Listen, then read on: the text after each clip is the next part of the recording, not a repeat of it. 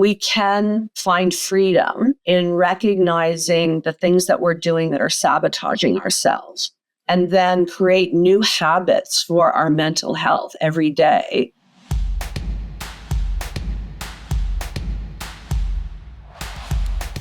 Welcome to the Habit of Possibility podcast, the show about turning obstacles into opportunities. I'm your host, Robbie Spier Miller. Today on the show, we'll be talking about how to escape self-sabotage and free yourself to live a vibrant life.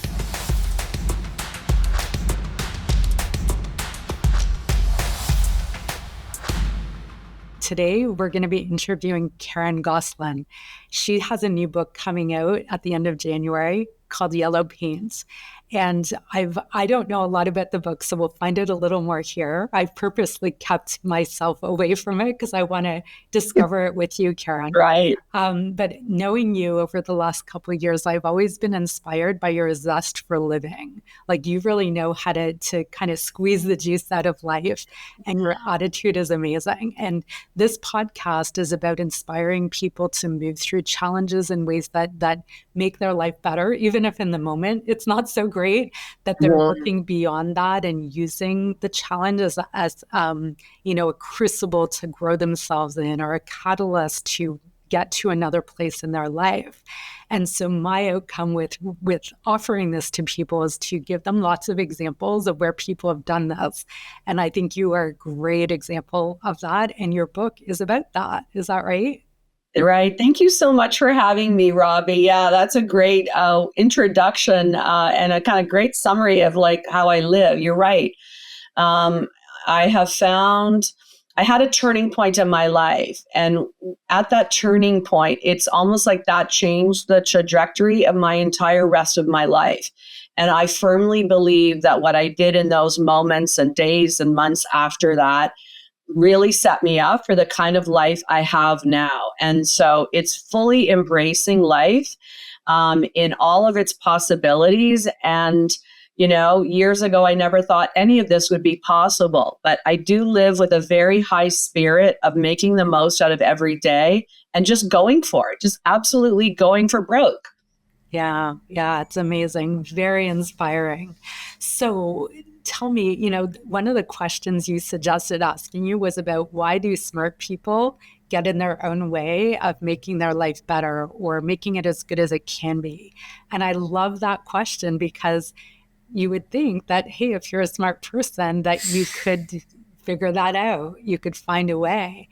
But I've seen with my clients many times that sometimes having a lot of education or being very, very intelligent, that it's a muscle that there's another set of muscles that needs to be developed to complement it. And sometimes people rely on those smarts too much, and they've seen a lot of perceived value from them, or they believe that's how they get through life, or they're proud of them. And so I'd love to hear about what your take is on that. Like, what is it that does get in the way of smart people? Right. Yeah, that is a great question. I mean, I use the word smart in that question. And yes, some people will intellectualize their emotions or the situations that they're encountering, and it can easily take them off course. In the moment, they feel like they're making sense of what's happening.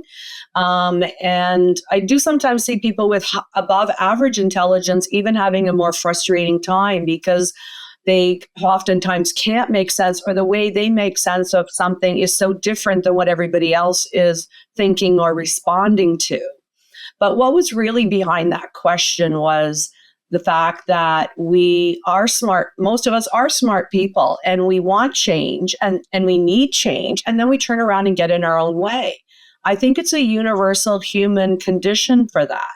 We're afraid of the change. And usually in a trigger moment where something from unresolved from our past is kind of right in our eyes, right in front of us, it creates a trigger reaction. That's what a trigger is, because we can figure ourselves out of some of the unexpected problems of the day. But in a trigger moment, when something thematically similar is happening in the moment, that is a reflection of something from our past that isn't resolved, it just packs a bigger punch. So usually it's not about intelligence. It's about being in that complete state of being overwhelmed by what's in front of us. And we will easily go into fight or flight mode. And that gives us almost like an immediate gratification of how to manage the moment. And usually we'll get a short-term boost, whether we yell, whether we walk out, whether we go have a drink, whether we go for some cookies. We all have our go-tos that also is shaped in our past. But it gives us that immediate gratification. Like, okay, great, glad that's over with, or glad I got my 2 cents out, But we know that those trigger reactions of that fight or flight will set us up in the long run, because it usually doesn't solve the problem long term, and it leaves us more likely to encounter more trigger reactions.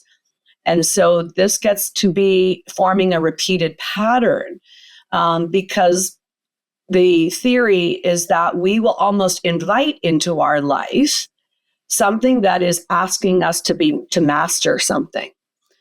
And until we master it, the universe kind of keeps delivering it to us, and we will easily mismanage that. So I don't know if that makes sense to you, but that's kind of the theory. And that's definitely what I see with myself and in my client population. Yeah, completely. So tell me how did you do that when you were triggered and got into your head or using your smarts to try to solve it?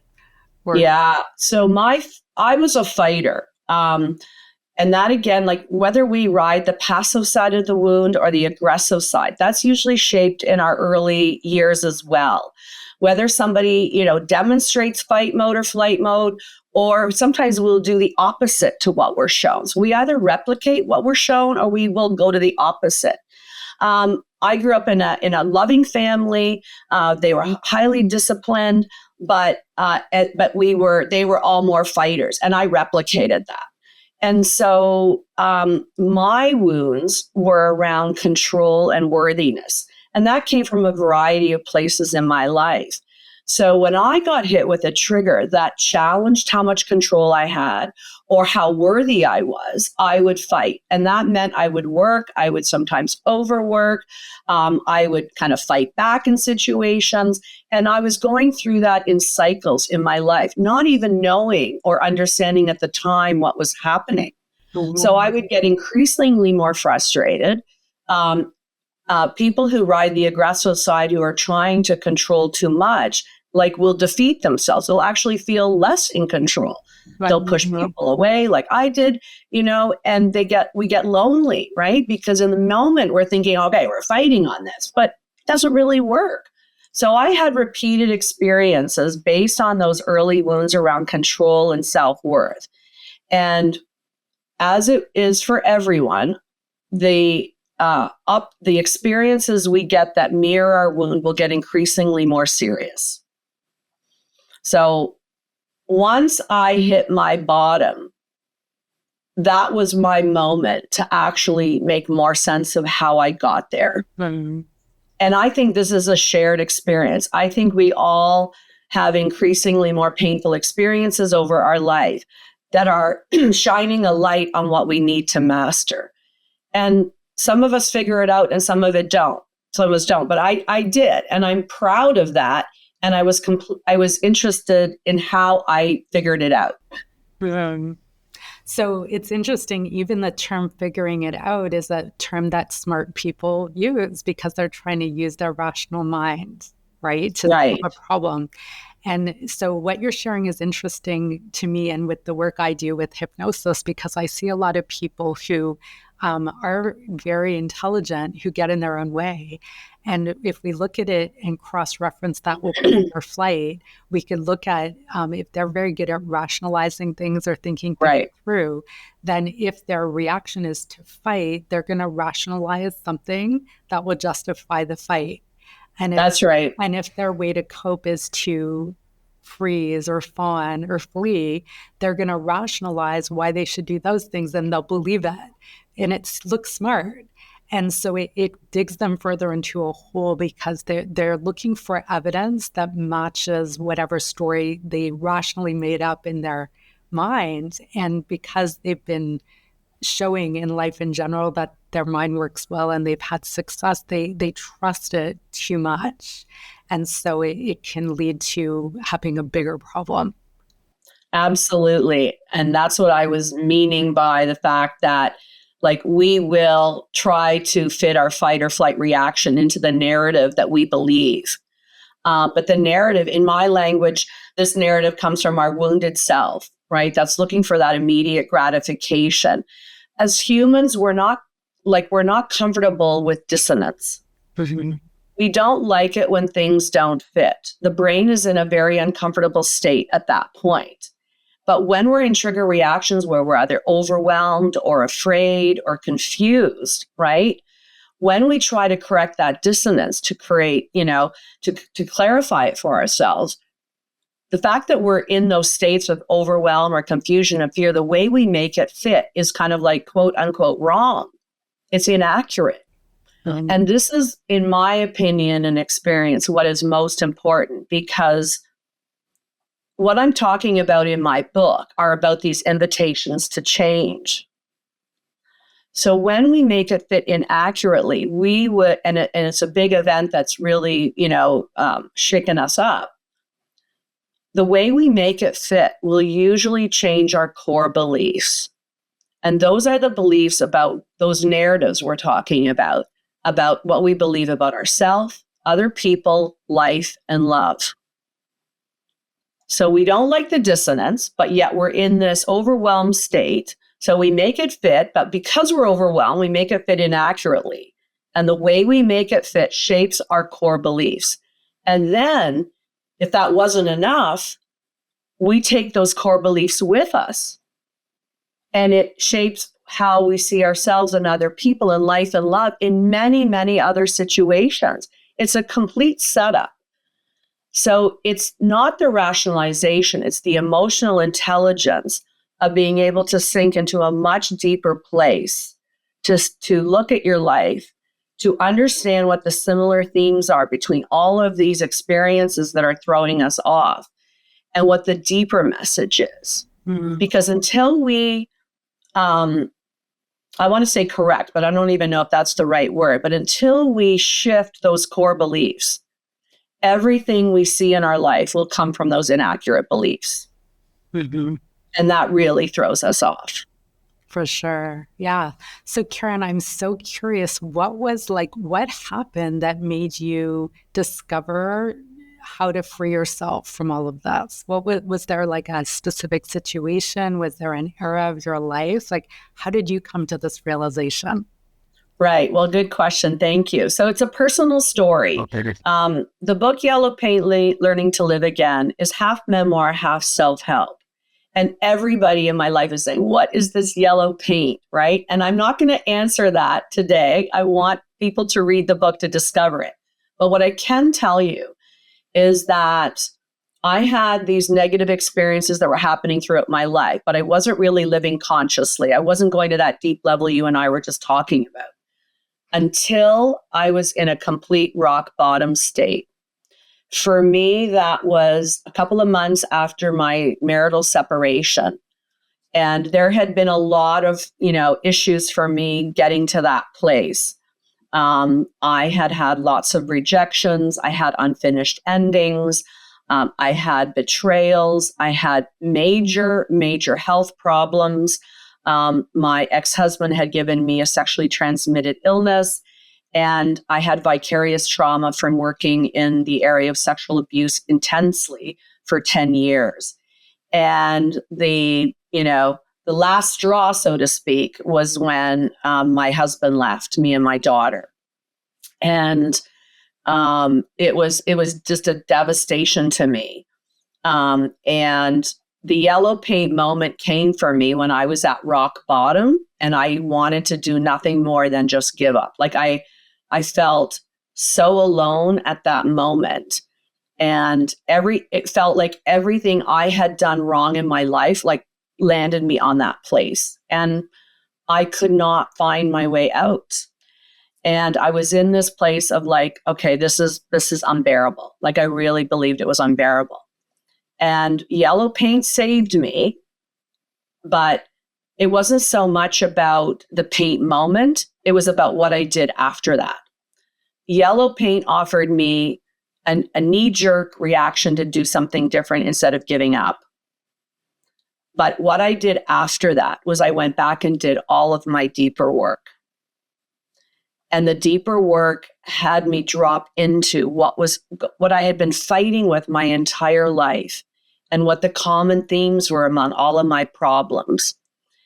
And I realized at that point, my core beliefs of what I had attached to all that pain was just not working for me. They weren't valid and it wasn't working. So I think, what had to happen is I had to get to that point. And I think that's true for a lot of us. I know we change when things go well. I know we change even more when things are going badly. There is some power about working through that pain that takes us to an incredibly powerful, enlightened place. And that's where we launch from. Mm-hmm. And that's what I did. Like, it was about wanting to give up and then not giving up that honestly created all of the energy you see in me today when we talk to each other. Mm-hmm. Yeah, amazing. And so you couldn't use your old tools anymore. You were at a place where they just weren't working and you had to bust through that and respond in a new way. Well, I could have. I could have given up, right? I could have given up. I could have just not woken up. I call it the wake up, right? And sadly, a lot of people don't know what to do at those places. And that's where I come in my therapy practice, because 99% of the time when people show up at my door, they have pushed on and pushed down many times. Like for me, I had 7 invitations, but it's those moments where everything is kind of breaking loose and we don't know what to do. So not everybody figures it out, but we're using emotional intelligence, not cerebral intelligence. But yeah, I did figure it out. And it was about facing that pain and what to do with that launched me. Yeah. Yeah. So when we have clients come for hypnosis, it's really amazing to see how when we're communicating directly with the subconscious, it can really help people have these types of discoveries.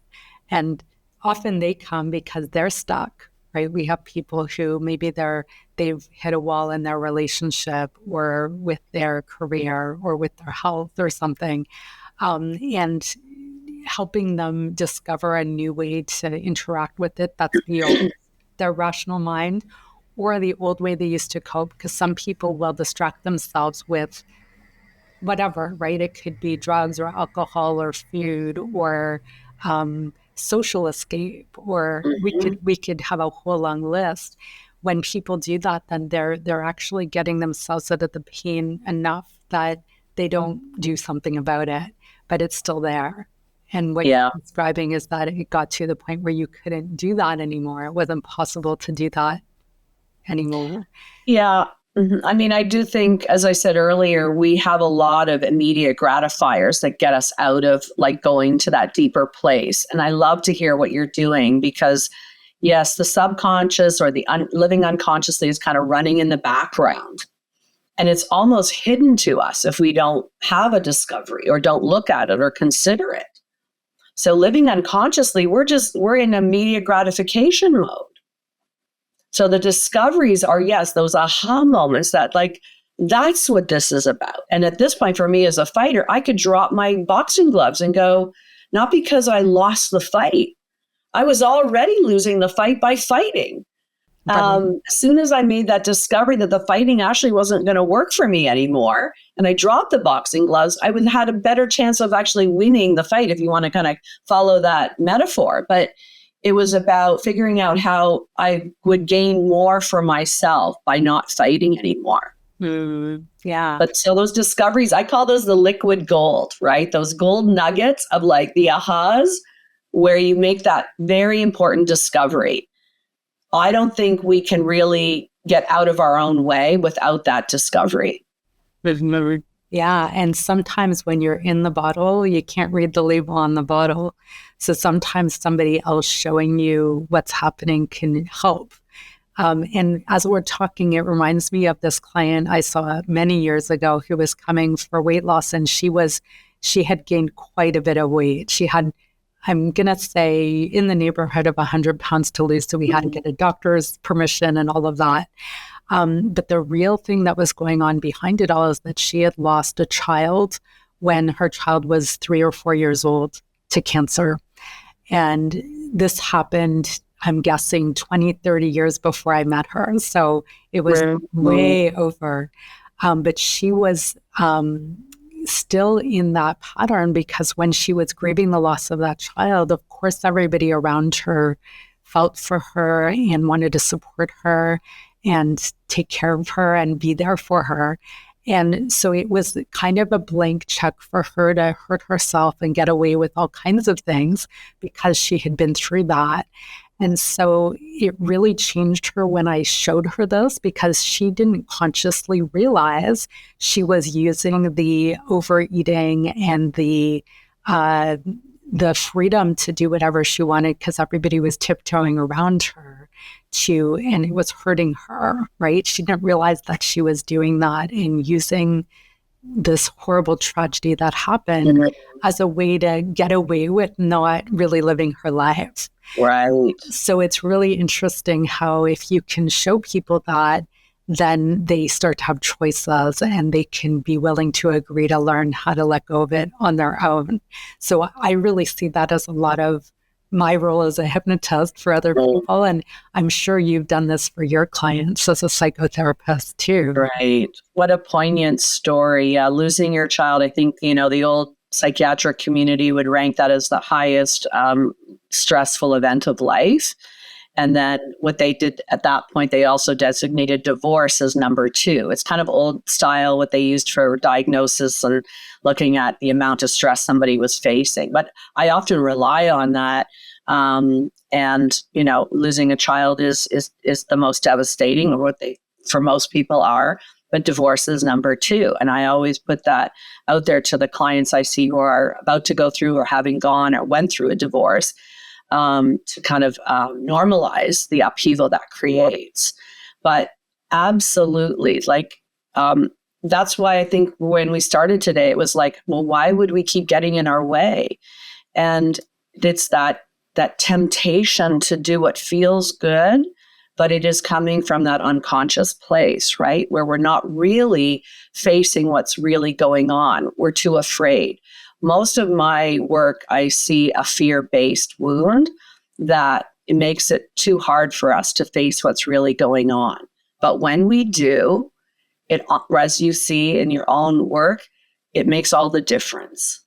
In the work that I do, we go through circuits of healing, and the circuits include that exploration and discovery that you're talking about.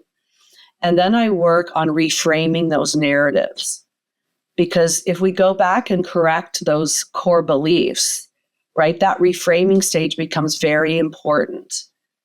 And most of us have those aha moments of not only like what affected us from a deeper way, but it's incredibly powerful to go back and rewrite those scripts of the core beliefs. So for example, I had the core belief of like, I wasn't good enough. I had gone through enough of those situations that that's what I determined.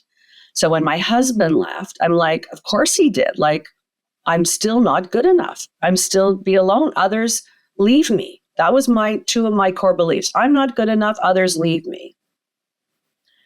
The third step of the circuit is about what those discoveries and reframes, how that helps you in your life moving forward. So I'm a big believer in the accountable therapy that I use with clients, that we have to visit the past, explore and discover, but reframe those narratives and core beliefs that we inaccurately attach to those painful experiences, and then have a go-to moment. I think somewhere in your literature, I read something about the habits, right? The habits of possibility. I'm a huge believer in what we're doing for our mental health every day. Because when we visit the past and we make sense of it at a deeper level, there's catharsis with that. There's release with that.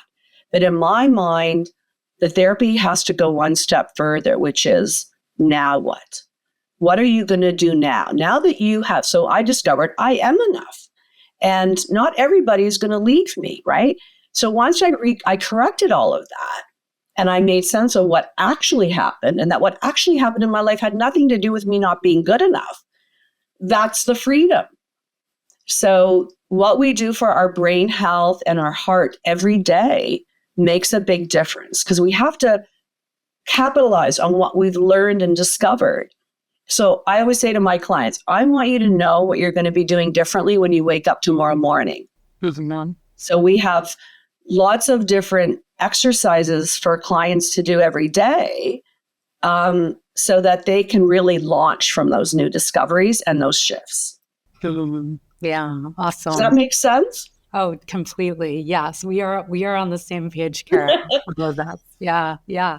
So it's interesting what you're sharing because if we take this example of this client who, came and as she had this realization, it made it so much easier for her to lose weight. And I was in touch with her doctor and he was amazed because here for decades, she had been very overweight, right? And all of a sudden she was able to let go of the weight, function better in her life, be happier and have better relationships and all of that.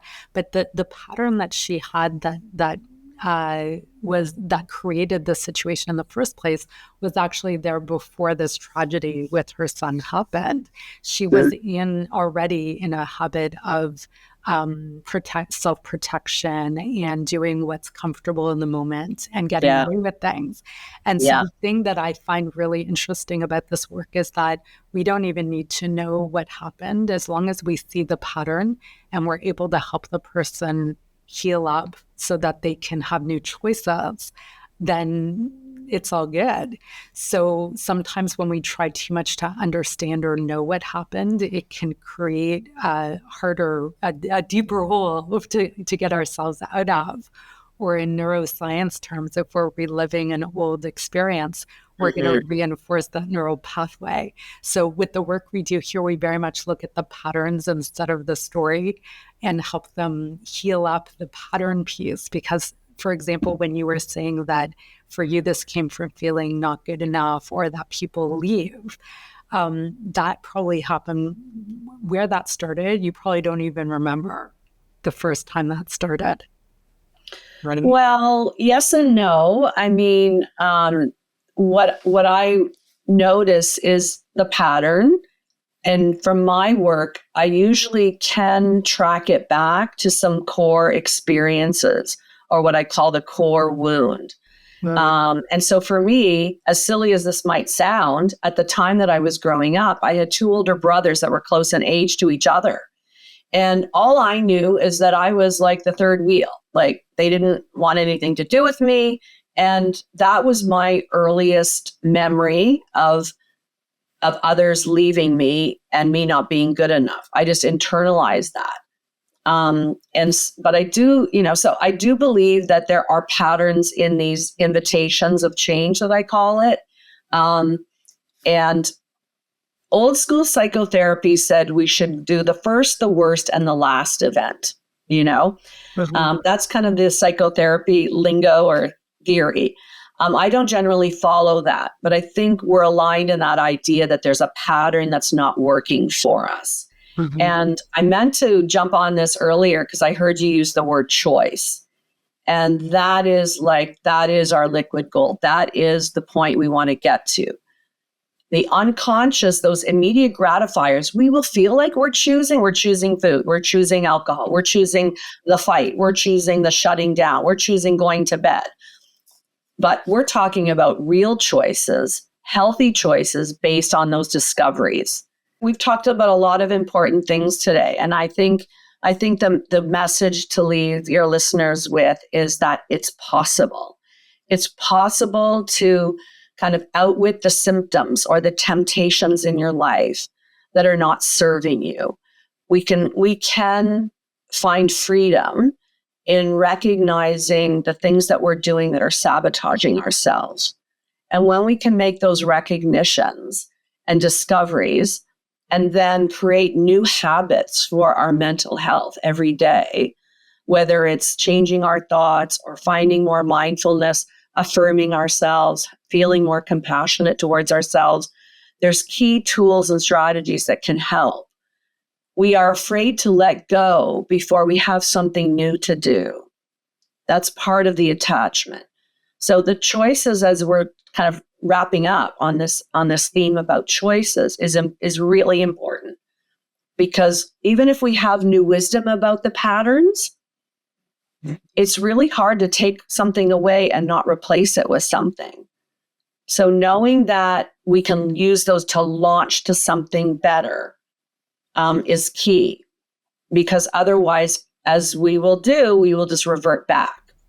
So wherever we're going to next in our mind or our emotions or our decision making, we have to start banking those positive experiences, because you're right. Then from the the neuroscience or the neural pathways, just like the brain goes, oh, where are you going with this? Oh, this is actually creating longer term joy or glory or empowerment. We want to almost confuse the brain a little bit and say, oh, yeah, actually, Karen actually didn't give up. Where is she going with this? What do you mean she's going to buy out the house? What do you mean she's going to revamp her therapy programs? So we have to feel like we're correcting and letting go of something, but replacing it with something that is so much better for us. Yeah. So to sum it up, how I look at this is, instead of saying, well, why can't I do this, right? Why can't I let go of the weight? Why does this same relationship pattern happen over and over again? Why do people always leave me, or whatever it is? We're going to, hey, how can I build my future in a new direction? How can I do this a new way? What's possible here? That's right. Right. And we can't, in my opinion, we can't do one without the other. We can't truly land somewhere better until we've made sense of the piece over there. And once we've done that, though, we don't just stop there. We have to say, okay, what does that mean for my life now? So we need both parts, in my opinion. Yeah. Awesome. All right, great. Well, thank you so much, Karen. This was really an interesting conversation, and very interesting to see, the psychotherapy point of view and the hypnosis point of view and how they dovetail with each other. Absolutely. So, yeah. And I'm really looking forward to reading your book. Great. Thanks so much for having me. And yes, again, probably by the end of January, Yellow Paint, Learning to Live Again, breaks it down in a lot more detail and invites the reader to look at their own invitations for change, and gives them some exercises or deep reflections to think about to create their own yellow paint. Awesome. Thank you. Let us know what you think of the show. Reach out to us at mindlinkconsulting.com. And if you like the show, please rate and review us so other people can find us too. Thanks so much for tuning in. I'm Robbie Spier Miller, the host of the Habit of Possibility podcast. Tune in next time to learn more about how you can turn obstacles into opportunities and make the most of your life and career. If you're interested in learning more about personal and business coaching, consulting, and training opportunities, go to mindlinkconsulting.com and schedule your free consultation.